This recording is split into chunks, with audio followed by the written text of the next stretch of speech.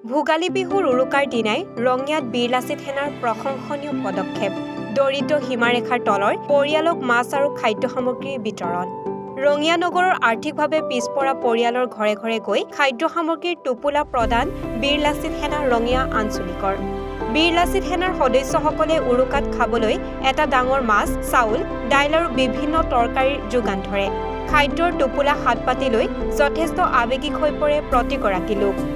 লগতে সমূহ অসমবাসীলৈ সংগঠনটোৰ তৰফৰ পৰা মাঘ বিহুৰ শুভেচ্ছা জ্ঞাপন কৰে বীৰ লাচিত সেনা ৰঙিয়া আঞ্চলিকৰ মুখ্য সচিব উৎপল ভট্টই আজি আমি কেন্দ্ৰীয় কমিটিৰ নিৰ্দেশত ৰঙিয়া বীৰ লাচিত সেনা আঞ্চলিক কমিটি আমাৰ সামৰ্থ্য অনুযায়ী মানে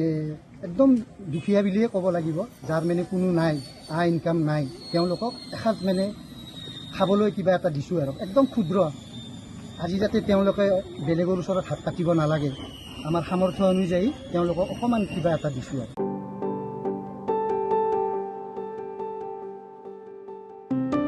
ৰঙিয়াৰ পৰা শামছুল হকৰ প্ৰতিবেদন এনিফাৰো 24